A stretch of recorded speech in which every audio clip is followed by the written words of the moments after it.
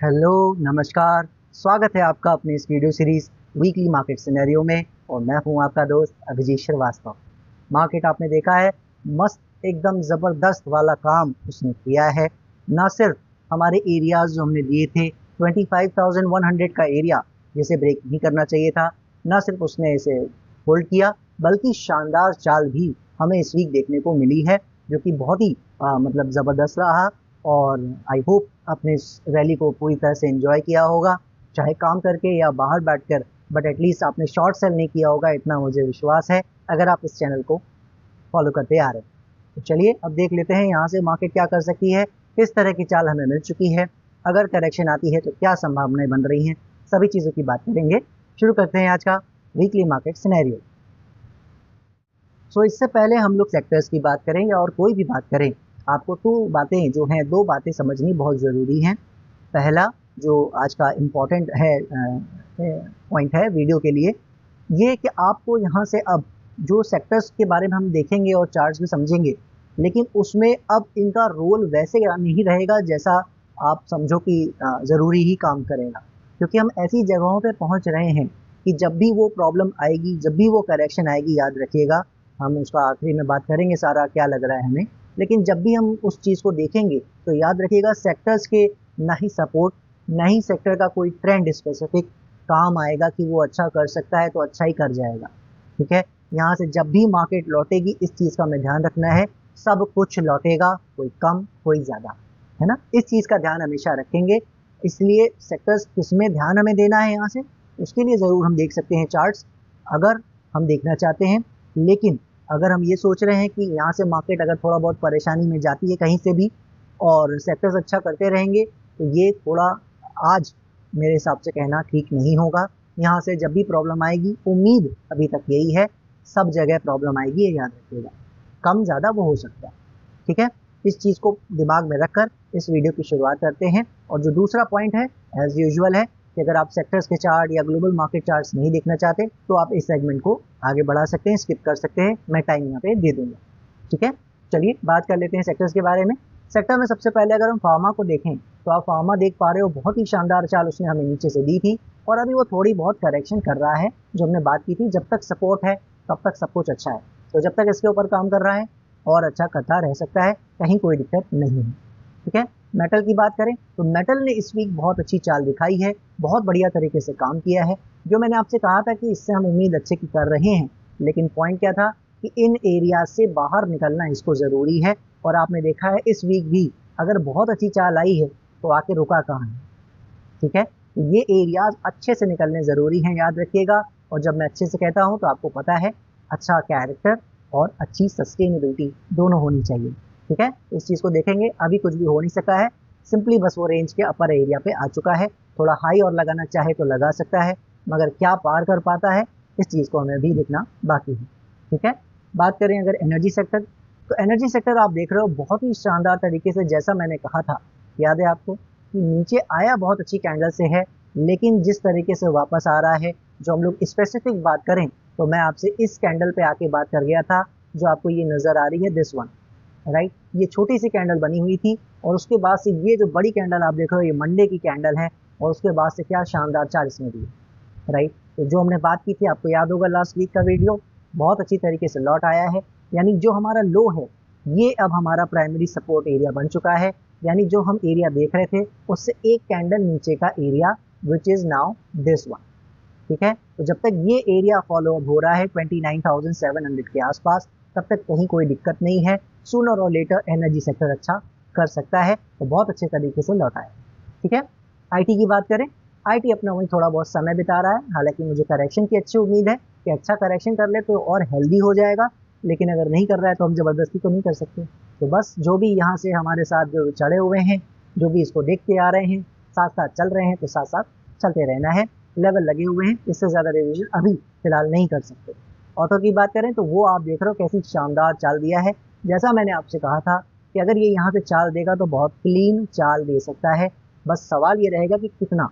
बहुत ज़्यादा चाल देगा, जैसा कि बाकी सेक्टर्स में जब हमें अच्छे ब्रेकआउट्स मिलते हैं, अच्छी चाल हमें मिलती है, वैसी चाल मिलेगी या थोड़ी बहुत चाल मिलेगी, तो अब उसके बारे में हम देखते रहेंगे। फिलहाल जिस तरह से निकलने की कोशिश कर रहा है, एक वीक मैं इसको और देखना चाहूँगा। अगर ये अच्छे से काम किया तो लेवल रिवीजन हम जल्दी करते हुए नजर आएंगे। ठीक है, बात कर लेते हैं अब एफएमसीजी की। एफएमसीजी आप देख रहे हो स्लोली स्टेडी मगर चलता चला जा रहा है, यानी अब इसमें ज़्यादा कुछ परेशानी की बात नहीं है। हमारा एरिया एकदम परफेक्ट जगह लगा हुआ है जहाँ इसे होना चाहिए। जब तक इसके ऊपर है कहीं कोई दिक्कत एफएमसीजी में नहीं है, इस चीज़ का हमें ध्यान रखना है। साथ साथ चलते रहना है, जैसा आपको पता है कितनी चाल हमें मिल चुकी है। पीएसयू बैंक की बात करें तो वो अपनी परेशानी कम नहीं कर पा रहा है, उसी रेंज में चल रहा है जैसा चल रहा था। मेटल ने तो इस वीक कुछ अच्छा परफॉर्मेंस दिखाया है, हो सकता है पीएसयू बैंक भी आगे अच्छा दिखाए, क्योंकि उम्मीद तो हमें इससे भी अच्छे की है। लेकिन चूंकि इसने बहुत अच्छी चाल हमें ऑलरेडी दी है तो हम इससे कंप्लेन नहीं कर सकते अगर चाल आगे नहीं आती है, राइट। लेकिन याद रखिएगा, जैसे हम मेटल से अच्छी उम्मीद कर रहे हैं वैसे पीएसयू बैंक से भी उम्मीद कर रहे हैं। बस यहाँ समय ये कितना लेता है वो भी कह पाना मुश्किल है, क्योंकि उस तरह के सिनेरियो में ये फंसा हुआ है। ठीक है, अभी तक सपोर्ट होल्ड कर रहा है, कोई दिक्कत नहीं है। रियल्टी की बात करें तो रियल्टी अपना वही करेक्शन कर रहा है रेंज में, और हमारे सपोर्ट एरिया से ही लकली लौट के चला गया था। कोई इश्यू नहीं है, जब तक यहाँ समय बिता रहा है ऊपर फिर जा सकता है। क्या करेगा कैसे करेगा वो हम देखते रहेंगे। फिलहाल जो आपने सेक्टर सारे देखे वो सिर्फ एक ही बात बता रहे हैं जो मैंने आपको इस वीडियो के शुरू में बोला है। अगर सब कुछ अच्छा रहा तो सूनर और लेटर आपको सब कम या ज़्यादा अच्छा करते दिखेंगे ही दिखेंगे। जैसा मैंने आपसे कहा था कि जिस स्मॉल कैप और मिड कैप में हम बहुत बुलिश नहीं हैं वो भी अच्छा करते दिखेंगे, ऐसी हमारी उम्मीद है। कम कर सकते हैं हो सकता है, मगर करेंगे ज़रूर। और बाकी जो लार्ज कैप है वो आपको पता है हम क्या उम्मीद कर रहे हैं। तो ये जो इंडेक्स है वो लार्ज कैप का ही हमने बताया था आपको रिप्रेजेंटेटिव है, राइट। तो इसीलिए इंडेक्स सारे ही अच्छे करने चाहिए, लिटिल सूनर और लेटर। बाकी क्या होता है कैसे होता है, कहीं दिक्कतें बढ़ती हैं उसी के लिए लेवल्स दिए जाते हैं। कोई भी कल प्रॉब्लम आएगी हम उसकी बात यहाँ ज़रूर करेंगे। और जो वीडियो के स्टार्ट में बोला था वो याद रखिएगा, यहाँ से कुछ भी गड़बड़ मार्केट में आएगी, कोई लेवल या कोई बहुत स्ट्रॉन्ग चार्ट बचा नहीं पाएगा उस सेक्टर को, क्योंकि यहाँ से मामला अब दूसरी जगह पे जा रहा है, दूसरे एरिया में जा रहा है, जिसकी बात हम अभी आगे करेंगे वीडियो। ठीक है, चलिए अब बात कर लेते हैं ग्लोबल मार्केट की।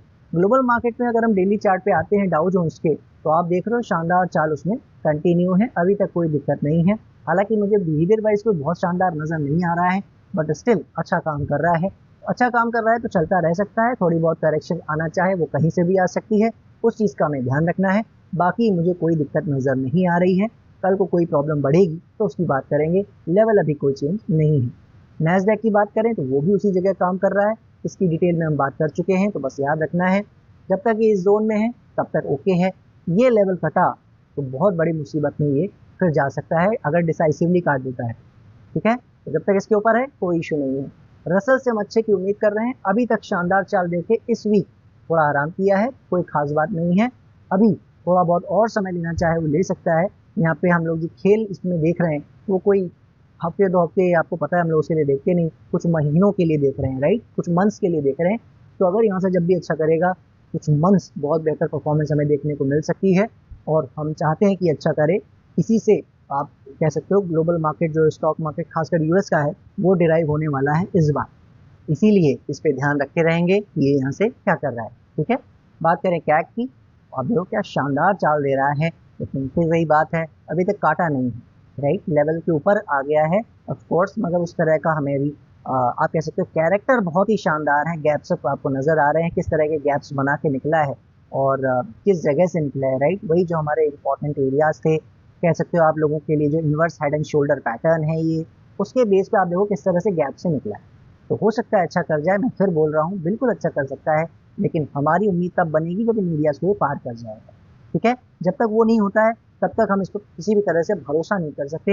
एक दो कैंडल ऊपर बन जाने से कुछ नहीं होता, आपको पता है, राइट। हम बहुत बढ़िया चाल की उम्मीद कर रहे हैं कुछ महीनों की, तो एटलीस्ट कुछ दिन हम इसमें देख सकते हैं कौन सा हम इसे डायरेक्टली ट्रेड करने जा रहे हैं, राइट। तो थोड़ा सा वेट करके इसको चेक करेंगे।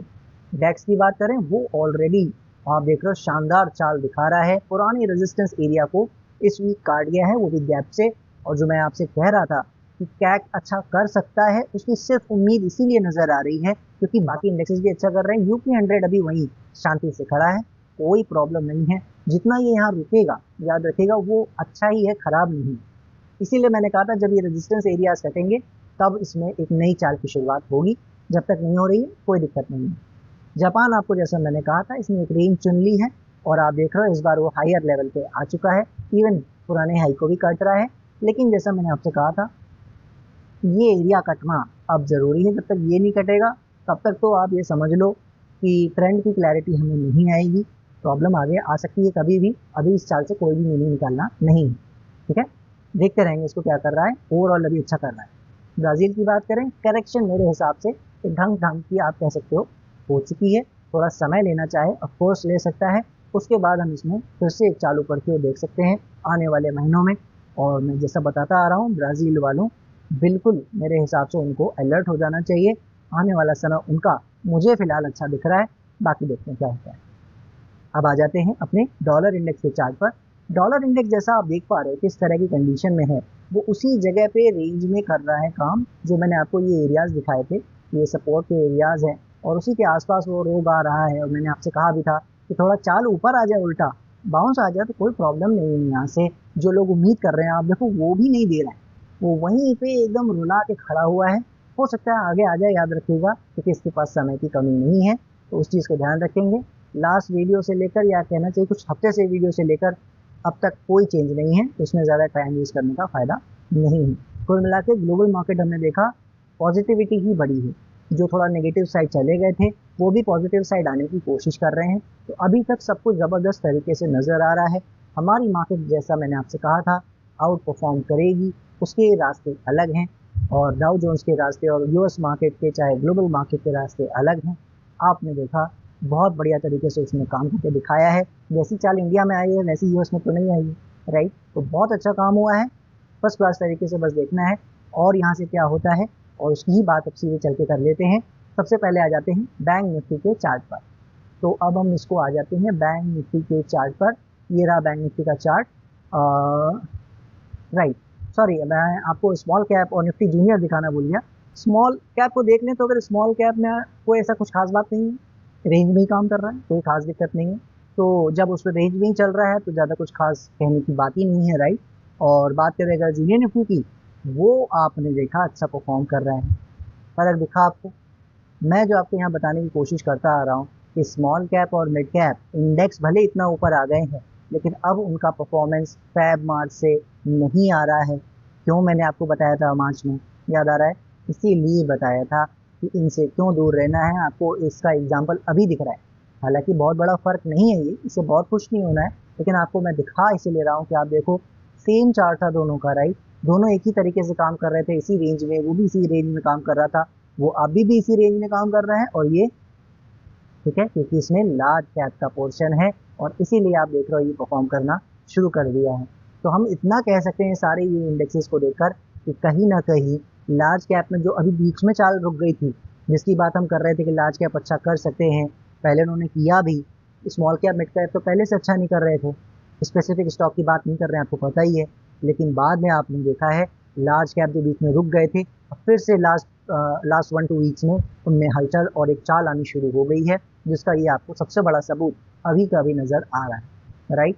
और मेरे ख्याल से इससे बड़े सबूत आपको अब दिख जाएंगे जब हम जिन इंडेक्स पे आ रहे हैं, बिल्कुल आपको नज़र आ जाएगा। ये रहा हमारा शानदार बैंक निफ्टी। क्या बोलता आ रहा हूँ मैं, बहुत अच्छा कर सकता है ये। और अगर बहुत अच्छा नहीं किया तो एटलीस्ट निफ्टी से अंडर परफॉर्मर नहीं रहना चाहिए इसे, जो ये ओवरऑल अब तक रहा है पिछले कुछ सालों में। और 4 इयर्स के बाद हमने इसके बारे में बात की थी और लकली हमने इसमें पोजीशन भी बनाई थी बहुत सही समय पे, जून के समय। और उसके बाद से हम लोग इसमें जुटे हुए हैं और बहुत ही शानदार चाल, बढ़िया मूव इसने हमें दिया, राइट। तो ओवरऑल अभी तक सब कुछ बढ़िया है।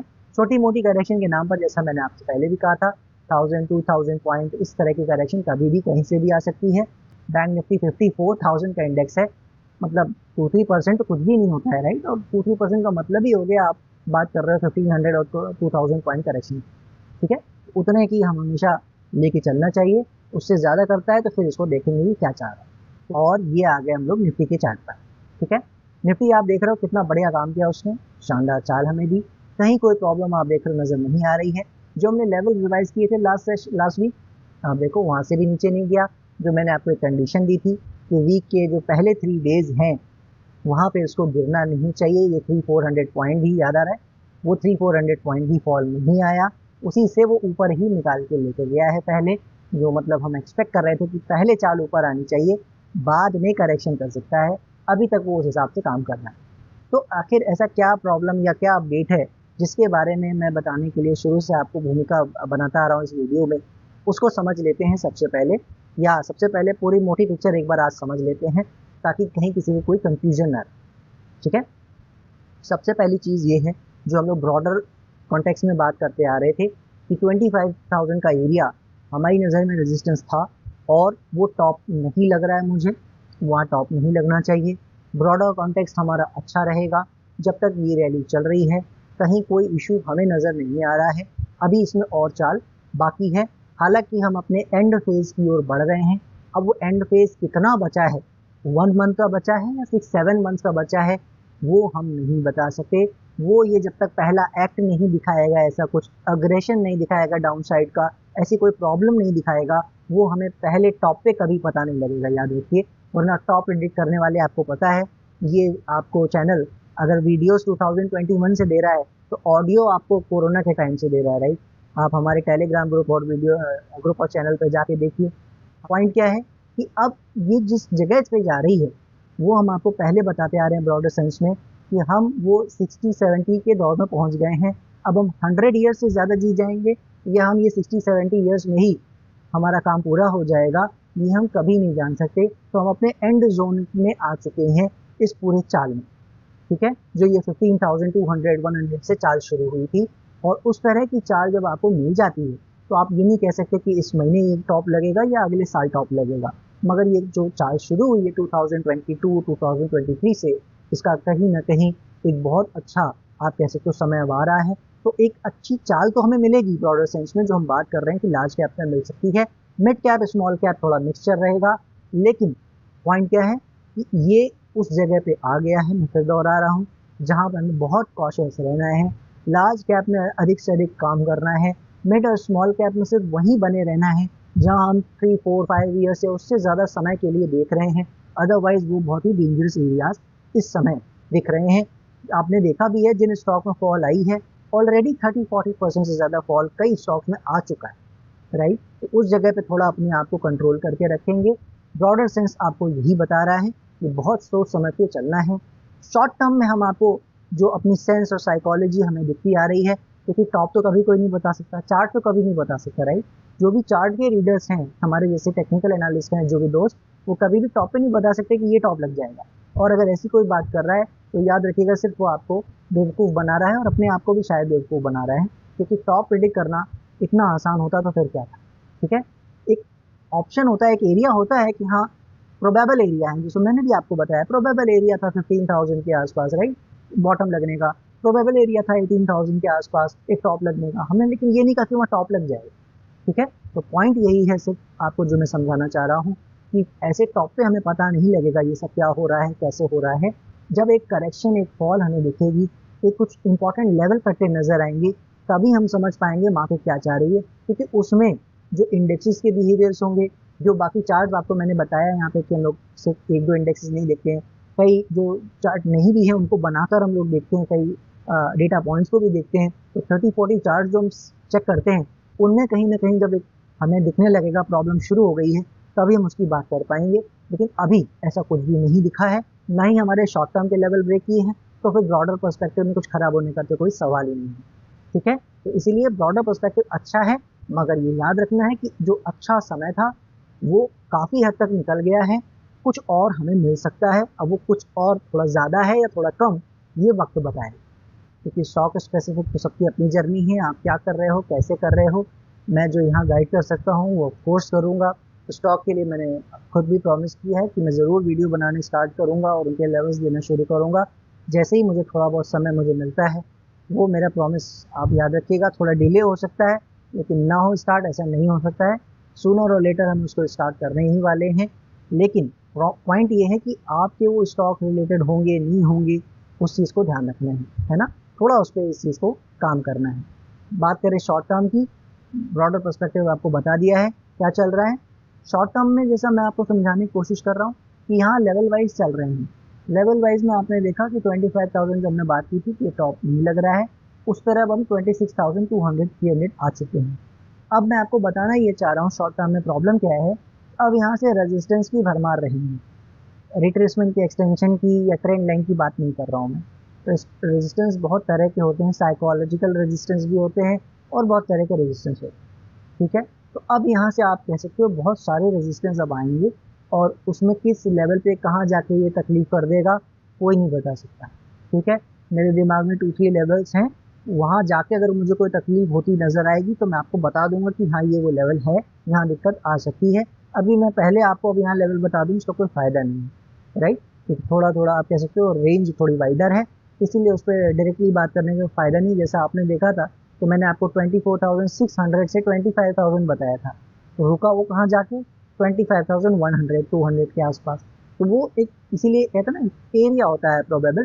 तो अब मैं आपको प्रोबेबल एरिया नहीं बताऊंगा, आपको वहां से अब पता लगता जाएगा, जब भी वहां पहुंच के दिक्कत करेगा तब हम आपको जरूर बताएंगे, ठीक है। तो पॉइंट मेरा यही है कि अब हम ऐसी जगहों पे पहुंच रहे हैं कि बार बार इसको दिक्कतों का सामना करना पड़ सकता है, बार बार तकलीफें आएंगी। क्या उन लेवल को ये ब्रेक करता जाएगा अच्छे तरीके से, या वहां कहीं ना कहीं प्रॉब्लम में फंस जाएगा, हमें इसे देखते रहना पड़ेगा। स्टॉक स्पेसिफिक इसलिए ध्यान रखेंगे, इंडेक्स में जो काम कर रहा है पार्शियल बुकिंग करते हुए अब चलने का समय है, और इस चीज़ को बस ध्यान रखना है। अब करेक्शन जब भी आएगी ठीक ठाक आएगी, 1000-1500 पॉइंट की करेक्शन तो मिनिमम आ जाएगी, कभी भी आ जाएगी, ठीक है। अब हम उस टेरिटरी में जा रहे हैं, अभी तक जो हम एक्सपेक्ट नहीं कर रहे थे अब वो समय आ रहा है। अब ये वो करता भी है कि नहीं, कितने लोग फंस गए हैं, पोजीशंस क्या है मार्केट की, वो हम देखेंगे। लेकिन अब मेंटली आपको प्रिपेयर्ड रहना है जैसे जैसे हम ऊपर पहुंच रहे हैं, ठीक है। बात करें अगर लेवल के चेंजेस की, तो लेवल में सिंपली आप जैसा देख पा रहे हो, ये हमने जो 25,100 का एरिया दिया था, अब आपके लिए एरिया सिंपली ये हो गया 25,500 450। ये आप ये जो एरिया है ना जिससे इस वीक निकला है, ठीक है, इसी के साथ साथ चलते रहना है। 470 ये जो दिख रहा है ना रेंज ब्रेकआउट छोटा सा, ये 450 500 का जोन आप मान लो मोटा मोटी, इसके नीचे इसको अब नहीं आना चाहिए। इसके नीचे आते ही समझ जाएगा कि करेक्शन की शुरुआत वो हो गई है। अब वो 1000 पॉइंट करेगा, 2000 पॉइंट करेगा, वो हमें देखना पड़ेगा, ठीक है। क्योंकि नीचे वाला सपोर्ट याद रखिएगा उसमें कोई चेंज नहीं है, और अब वो बड़ा करेक्शन के तौर पर कितना करेगा कैसे करेगा वो हमें देखना पड़ेगा, ठीक है।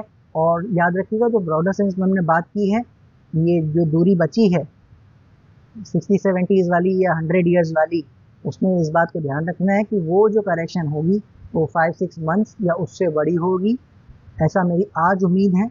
बाकी तो वो क्या करेगा कैसे करेगा वो तो हम लोग उसी जब आएगा तब देखेंगे। और उसमें जो प्राइस गिरेगा कम से कम मुझे लगता है कम से कम 5000 पॉइंट का फॉल हमें देखने को मिलेगा। तो वो हम उस दिशा में चल रहे हैं ये याद रखिएगा। वो जब ट्रिगर होगा तो उसकी बात करेंगे, वो सेगमेंट अलग है। ये जो मैं शॉर्ट टर्म का आपको बता रहा हूँ कि 1000 पॉइंट या 2000 पॉइंट दे सकता है ज़्यादा से ज़्यादा, ये सेगमेंट अलग है, ठीक है। ये तो कुछ महीने की करेक्शन करके चल दिया 1-2 महीने की, ये वो वाला सेगमेंट है, ठीक है। तो उसमें हमें ये ध्यान रखना है कि अब हम फिर से करेक्शन वाले एरियाज में पहुंच रहे हैं, 27,000 पे पहुंचेंगे या थोड़ा और ऊपर जाके पहुंचेंगे वो हमें देखना पड़ेगा। वो पोजीशंस पे डिपेंड करेगा, हम उसको देखते रहेंगे। लेकिन जो राइड है वो अब थोड़ी स्ट्रिक्टली होनी चाहिए, ज़्यादा नीचे आने के लिए जगह नहीं छोड़नी चाहिए हमें, क्योंकि जब भी लौटेगा सारा लौट आएगा मुझे ऐसा लगता है। थोड़ा बहुत अपने आप को सेव करते हुए यहाँ से चलना है, और साथ साथ बस चलते रहेंगे। सामने से नहीं काटना चाहिए इसीलिए क्योंकि तुम्हें पता नहीं ना कि 26,000 पे रुकेगा कि 28,000 पे कि कहाँ रुकेगा, ठीक है। तो साथ साथ चलें। और हम स्टॉक स्पेसिफिक अगर देख रहे हैं तो स्टॉक स्पेसिफिक में उनके लेवल वाइज साथ साथ चलते रहना चाहिए।